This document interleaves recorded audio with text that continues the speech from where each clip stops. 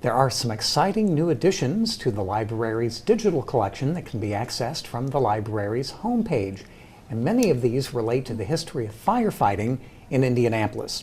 Pam Swaidner is the library's digital projects manager, and she's here to give us an update on the digital library. Pam, welcome again to the... Thanks, John. Let's talk about the digital library in general to give people a little bit of an overview as to what the library is all about. Right. Well, we started our digital collection, so about 6 years ago. We started off with a very small collection of letters, as you know, and most of these collections that we've added over the years, the World War I posters, the James Whitcomb Riley recordings, and several other collections as well, they are things that we have here in the library. They're in our special collections room, or they are in some of our community partners own some of this material. The Firefighters Museum is a good example of that. The Irvington Historical Society had oral history tapes that we were able to digitize and put online. So what we're trying to do is capture some of these hidden collections that we have, that the community has, so that others can find them online. And whether they're interested in genealogy or the history of Indianapolis, we want them to be able to find these things.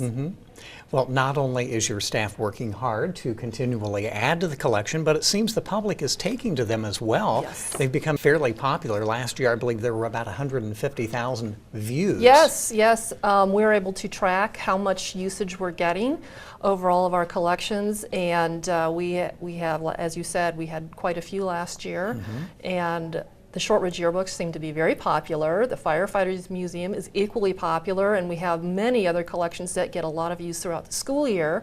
Depending on what projects children are doing in the schools, we have children's museum objects. I know that there was a history class at IUPUI that used the Free Soil banner.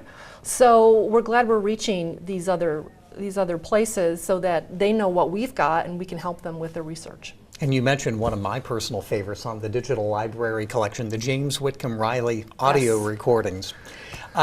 This past month, we featured black firefighter images. Yes. And that is now kind of transitioning to a new collection that's up, right, also relating to firefighting. Tell us about that. The new collection is the Harold Brown Adkinson Fire Photo Collection. And Harold Adkinson was a firefighter in the early 20th century. He was a lifelong resident of Indianapolis. He graduated from Arsenal Tech High School, and he joined the fire department in 1934. In 1944, he was at Station 12 over on Sherman Boulevard, and fire departments do regular testing of their engines. They do test runs, and this happened in December of 1944. They were on a test run, and the engine hit some ice and was in an accident, and Mr. Adkinson was killed along with another firefighter as well. So he was a young man. He was only in his late 30s, but while he was a member of the fire department, he amassed a great collection of photographs. He had a real interest in collecting anything that had to do with firefighting. So what he did is he collected these photographs, and on many of them he wrote on the back who was included in the photograph, what it was a photograph of, what was going on, so which provides a great deal of information. That's extremely helpful. Oh, it's really wonderful. And when he died, his family had this collection of photographs, and they donated it to the Indiana State Library. So this is actually housed in their Rare Books and Manuscripts division. So we partnered with them, along with the IUPUI's University Library, to digitize this collection, and there's about 950 photographs. And so what people can see when they go out to this collection is many of them, they can get a front and back view. So they can look at the actual image, and then they can look at the back side and see the writing on the back. And the writing on the back is something we also transcribed, so people can search. If there were names available, we put them in the collection so people can get to that information. Well, this sounds extremely exciting, and you mentioned about 950. About 950, But that yes, adds to the existing collection of a lot of other firefighting. It does, and as a images. matter of fact, it has increased the firefighters' collection by about 83%. Wow. So That's substantial. it's substantial, and that is a collection that just keeps growing. We are continually adding from the Firefighters Museum.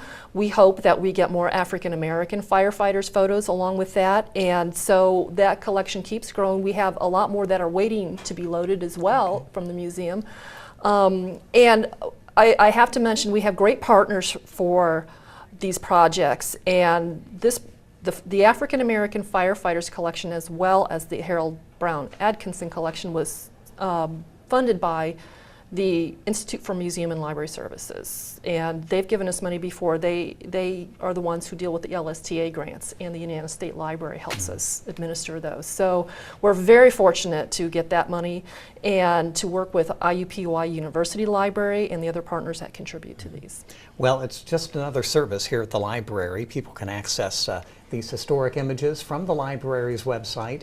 And Pam, I know you and your staff have done a lot of work, as evidenced by the fact that you actually have a staff now devoted to this. So congratulations, and we look forward to this on the library's website at imcpl.org, and we look forward to this in future collections in the digital library.